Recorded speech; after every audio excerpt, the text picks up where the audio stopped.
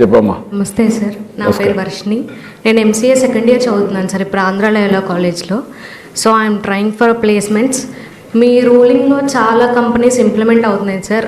రీసెంట్గా quantum valley అని subject కూడా మాకు ఇంప్లిమెంట్ చేశారు సార్ ఈ సెమ్ థర్డ్ సెమ్ నుంచి. సో ఆ సబ్జెక్ట్ వల్ల నేనేమనుకున్నా అంటే మన అమరావతిలోనే కంపెనీ స్టార్ట్ చేస్తానని చెప్పారు కదా సార్.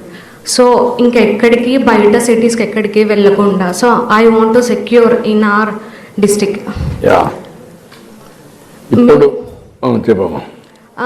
ఇప్పుడు ఇంతకుముందు కాలేజ్కి వెళ్ళడానికి కూడా ఇన్సెక్యూర్గా ఫీల్ అయ్యేవారు సార్ కొంతమంది లేడీస్. అంటే ఆటోస్లో వెళ్ళాలా లేదా ర్యాపిడోస్లో వెళ్ళాలి. సో ఈ ఫ్రీ బస్ అనేది ఇంప్లిమెంట్ అయిన తర్వాత we're going secure and safe. ఇప్పుడు ఎంతవరకు మీ దగ్గరమ్మా మీరందరూ ఇక్కడ ఉండేవాళ్ళు మహిళల మీద సేఫ్, బయట పోతే ఏం ప్రాబ్లమ్స్ లేవు అనేవాళ్ళు చేలిపోయికెత్తండి. ఓకే, స్టిల్ గంజాయి కానీ రౌడీజం కానీ ఇలాంటివి ఉన్నాయి, మాకు అనుమానం ఉందని వాళ్ళు చేలిపోయికెత్తండి. ఇంకా ఉన్నాయి అనేవాళ్ళు ఉన్నాయి. ఇప్పుడు ఇది ఇంకా కఠినంగా ఉండాలంటే ఏం చేయాలి? ఇప్పుడు నాకు వచ్చిన మెయిన్ సమస్య ఏంటంటే, ఒకప్పుడు తీవ్రవాదులు ఉండేవాళ్ళు మన రాష్ట్రంలో, మీకు ఐడియా ఉంది కదా. నేను పూర్తిగా అణిచివేశాను. తర్వాత నా మీదనే దాడి చేశారు, అయినా భయపడలేదు. మొన్న అమిత్ షా కూడా గట్టిగా ఉండి ఇప్పుడు ఎక్కడ దేశంలో లేదు. రాయలసీమలో ముఠాలు ఉండేటివి, ఒకరినొకరు చంపుకోవడం, అది కూడా నేను గట్టిగా ఉండి అవి కూడా అణిచివేశాం. ఇప్పుడు ఓహిదా పులివెందుల నుంచి వచ్చింది, పులివెందుల నుంచి కడపలో ఎక్కువ ఉండేటి, కర్నూలులో ఎక్కువ ఉండేటి, తర్వాత అనంతపూర్కి వచ్చాయి, చిత్తూరులో తక్కువ ఉంటాయి. ఎందుకంటే నేను ఎప్పుడు దాన్ని ఎన్కరేజ్ చేయను. ఇప్పుడు హైదరాబాద్లో మత కలహాలు ఉండేటి, మీకు అందరికీ ఐడియా ఉంటుంది. దానివల్ల మన ఏరియాలో కూడా వచ్చేటి అప్పట్లో. దానిపైన కూడా గట్టిగా ఫైట్ చేసాం, కంట్రోల్ చేసేసాం. రౌడీలు అనేవాళ్ళు ఒకప్పుడు ఎవరైనా ఉంటే వాళ్ళని ఇమ్మీడియట్గా బహిష్కరణ చేసేవాళ్ళం, రాష్ట్రంలో ఉండకూడదని. అవన్నీ కంట్రోల్ అయినాయి. ఇప్పుడు గంజాయి ఒకటి అలవాటైంది, బ్లేడ్ బ్యాచ్ ఒకటి తయారైంది, అంటే రౌడీజం చేసేవాళ్ళు. ఇవన్నీ చేసి ఎక్కడికక్కడ డబ్బులన్నీ వసూలు చేయడం, ఈజీ మనీకి అలవాటు పడడం, ఇవన్నీ చేస్తున్నారు. ఏమో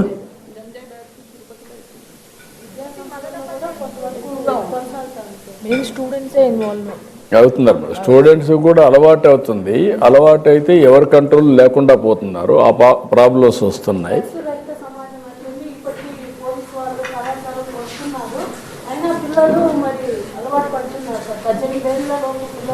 ఏంటమ్మా కారణం? ప్రధానంగా ఏం ఆలోచిస్తున్నారు మీరు? ఎందుకు వాళ్ళకి అలవాటు అవుతుంది?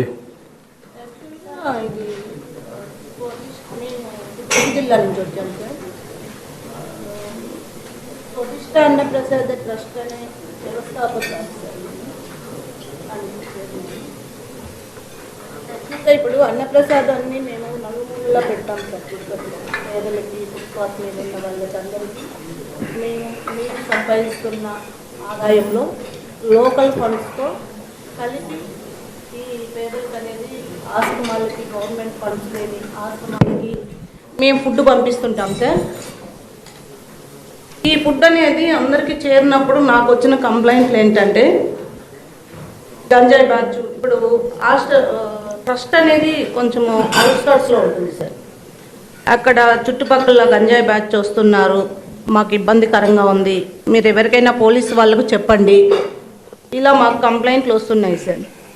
అన్నదానం వెళ్ళినప్పుడల్లా కంప్లైంట్లు వస్తున్నాయి. ఫుట్పాత్ మీద భోజనం పెట్టినప్పుడు కూడా పోలీస్ వాళ్ళు ఏం చెప్తున్నారంటే, అమ్మ ఫుట్పాత్ మీద వాళ్ళకి భోజనం పెట్టకండి, చాలామంది గంజాయి తాగుతున్నారు, ఇక్కడ ఉంటున్నారు, మీరు వాళ్ళని ఎంకరేజ్ చేయకండి అని చెప్తున్నారు. ఇందుమూలంగా మేమేం చేసామంటే, మదనపల్లి దాత్రి ఫౌండేషన్ అని 1000 మెంబర్స్ని, 1000 మంది పిల్లల్ని అక్షరదాత్రి అని చెప్పేసి పిల్లల్ని అడాప్ట్ చేసుకొని నైట్ స్కూల్ చెప్పిస్తున్నారు sir. Morning tuition, evening tuition. అందరూ గవర్నమెంట్ స్కూల్ పిల్లలు సార్. వీళ్ళు చాలా చక్కగా చదువుకుంటున్నారు. 1000 మంది పిల్లలతో చాలా ఇబ్బందికరంగా ఉంది అని నాకు తెలియజేయడంతో 200 మెంబర్స్ని నేను అడాప్ట్ చేసుకున్నాను సార్. నేను ఒక 1 మంత్ అయింది అడాప్ట్ చేసుకొని.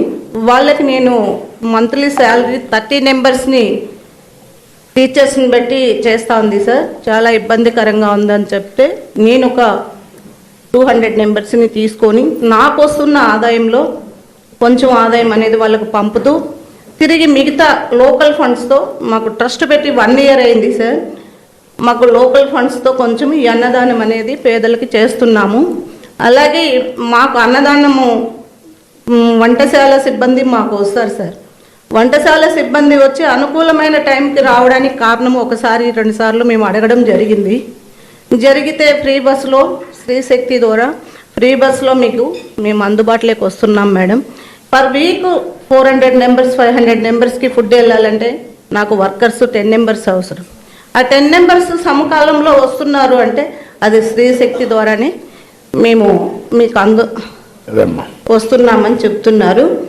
అందువల్ల నేను ఇప్పుడు గంజాయి అనేది కొంచెం అనేది పిల్లలు కూడా దాత్రి ఫౌండేషన్ నుంచి కూడా కంప్లైంట్ ఏంటంటే ఆ పిల్లలు తల్లిదండ్రులు లేని పిల్లలు, తల్లి ఉంటే తండ్రి ఉండరు, తండ్రి ఉంటే తల్లి ఉండదు, ఇలాంటి పిల్లలు చదువుకుంటున్నారు కాబట్టి ఆ పిల్లల నుంచి ఆ కంప్లైంట్ వచ్చింది సార్. దీని మీద మీరు కొంచెం చర్య తీసుకోవాల్సిందిగా కోరుతున్నాను. ఇప్పుడు మీకు తెలిసిన కుటుంబాల్లో గంజాయికి అలవాటు పడిన పిల్లలు కానీ పెద్దలు కానీ ఉన్నారా? చేలిపైకి ఎత్తండి. మీరందరూ మీకేమన్నా మీ దృష్టిలో ఉంటే, మీ దృష్టిలో ఎక్కడ లేవు. ఓకే, ఇది మదనపల్లి కంప్లైంట్ సార్. ఇది మన తిరుపతిలో కూడా బస్ స్టాండ్ దగ్గర కంప్లైంట్ సార్. ఇప్పుడు మనకు కూడా ఒక సమస్య, గంజాయిది ఒకప్పుడు వాణిజ్య పంట కింద పండించారు. ఏజెన్సీ ఏరియాలో ఎక్కువ పండించడం, దాంతో మనం డ్రోన్లు పంపించి సెటిలైట్ పంపించి అన్నీ చూసిన తర్వాత కంట్రోల్ చేశాం. ఇప్పుడు ఒరిస్సా నుంచి వేరే రాష్ట్రాల నుంచి వస్తూ ఉంది.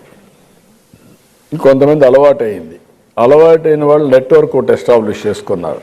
ఈజీగా ఎక్కడి నుంచైనా ఎక్కడున్నా వచ్చేస్తుంది అనమాట. దాన్ని మనం కంట్రోల్ చేయాలి. మీరు కూడా డాక్రా సంఘాలు, మహిళలు అలర్ట్గా ఉంటే కొంతవరకు కంట్రోల్ అవుతుంది. నాకు వచ్చిన సమస్య ఏంటంటే, ఇది ఒక సమస్య అయితే ఇప్పుడు మెయిన్గా ఉండే అపోజిషన్ పార్టీని మీరు చూస్తూ ఉంటారు. వాళ్ళు రోడ్డు మీదకి వస్తే గొడవలు చేస్తూ ఉంటారు. అదొక సమస్య. వాళ్ళు వచ్చి మీటింగ్లు పెట్టుకుంటే మేము సమాధానం చెప్తాం. అట్లా కాకుండా ఎక్కడికక్కడ రెచ్చగొట్టడం, ఒక పోస్టర్ పెడతారు, ఒక పొట్టేలు నరుకుతారు, నరికి దానికి బలిస్తారు. అంటే ఏంటి? అందరూ భయపడిపోవాలి. దానిపైన మీరు చూస్తూ ఉంటారు వాళ్ళ యొక్క స్లోగన్స్, రఫా మాకు అధికారం వస్తే మళ్ళా అందరు నరికేస్తాం, ఎవరిని వదిలిపెట్టాం అనేసి మాట్లాడుతూ ఉంటారు. దీంతో ఏమవుతుందంటే కొంతమంది ఆడబిడ్డల పైన సోషల్ మీడియాలో ఎక్కువ పోస్టింగ్స్ పెడుతున్నారు. పెట్టుకోవాలంటే చట్టపరంగా సమస్య. మీకేంటి, ఒకసారి పలానావిడి మారిగా పలాని ఇది జరిగిందంటే మీరు బయట తిరగాలంటే మీకు కూడా బాధ, భయం కంటే కూడా బాధ కూడా ఉంటుంది కదమ్మా. అనవసరం క్యారెక్టర్ అసాసినేషన్ కదా. అలాంటి సమస్యలు వస్తాయి. అలాంటి సమస్యలు వస్తే దానిపైన యాక్షన్ తీసుకోవాలంటే ఇలాంటి సమస్యలు వస్తున్నాయి. ఆ చట్టాన్ని ఏం చేయాలో నాకు కూడా అర్థం కావడం లేదు. నేను ఎప్పుడు ముఖ్యమంత్రిగా ఉన్నా లా అండ్ ఆర్డర్ కానీ నేను ఎప్పుడు కాంప్రమైజ్ కాను. లా అండ్ ఆర్డర్ మెయింటైన్ చేస్తేనే 10 మంది వచ్చి పెట్టుబడులు పెడతారు, అందరం ప్రశాంతంగా ఉంటాం. అలాంటి ప్రశాంతత దెబ్బతిన్నాక మన ఇంట్లోకి వచ్చి మనకి ఎంత డబ్బులు ఉన్నా కూడా లాభం ఏంటి? ఇంటికి వచ్చి ఎవరో తంతారనుకుంటే, ఇంట్లో ఉండే వస్తువులు ఎత్తుకొని వెళ్ళిపోతారనుకుంటే, ఆడబిడ్డలకే రక్షణ లేదనుకుంటే what is the benefit? Law and order అనేది మీలో కూడా ఒక చైతన్యం రావాలి. ఇది నిరంతరం ప్రజల్లోకి తీసుకుపోవాలి. మీరు కూడా బాధ్యతగా చేస్తే తప్ప ఇది కంట్రోల్ కాదు. నాకు సరే ఒకరు వస్తే నష్టం ఏంటనుకుంటే అది వేరే విషయం, కానీ అది కాదు. దీనివల్ల సమాజానికి ఎంత చెడు చేస్తుంది దీర్ఘకాలంలో. నాగరిక ప్రపంచంలో అందరం కూడా మన ఆస్తులకు రక్షణ ఉండాలి. మనం బయట పోయేస్తే సేఫ్గా, ఇక్కడ అడిగాను నేను మిమ్మల్ని అందరినీ, కొంతమందికి అనుమానం ఉంది, ఆ పరిస్థితి పోవాలి. మీరు ఏదైతే ప్రతి ఒక్కరికి ఆదాయం రావాలని ఆలోచిస్తున్నామో దాంతో సమానంగా భద్రత ఉండాలి. ఎక్కడ పోయినా ఆడవాళ్ళు ఫ్రీగా తిరిగే పరిస్థితి వస్తే అదే నిజమైన స్వాతంత్రం. దీనికి కూడా మీరు మొబిలైజ్ చేయండి. నేను కూడా ఆలోచిస్తాను. ఒకరోజు కాకుండా నేను చాలా ప్రయత్నాలు చేశాను. మహిళలకి శిక్షణా కార్యక్రమాలు పెట్టడం, ఆడపిల్లల్ని గట్టిగా ఉండమనడం, ఒక ఐకమత్యంగా ఉండడం, ఎవరన్నా కానీ పిచ్చి పిచ్చిగా చేస్తే ధైర్యంగా, అది కూడా నేను చూస్తున్నాను. ఈ గంజాయి బ్యాచ్ వీళ్ళు అలవాటు అయిపోయేసి కక్షగట్టి లేనిపోయినట్టు కూడా చేస్తున్నారు. బట్ ఎవడన్నా తప్పు చేసి దొరికితే మాత్రం నేను వదిలిపెట్టడం లేదు, గట్టిగా ఉంటాను. ఆ భయం పెట్టే బాధ్యత నాది, అవేర్నెస్ తీసుకొచ్చే బాధ్యత కూడా మీది. ఈ రెండు చేయాలి. ఇంకా నెక్స్ట్ అమ్మా ఎవరమ్మా వెళ్ళండి, వెళ్ళి ఒకసారి చూసేసి వెళ్ళండి, పెడతాం. చూడండి, ఆర్గనైజ్ చేయండి. ఇక్కడ ఉండేవాళ్ళు వీళ్ళందరూ అమరావతి వెళ్ళి చూసి వెళ్తారు. మొత్తం ఎక్స్ప్లెయిన్ చేసి పంపించండి. మాట్లాడమా.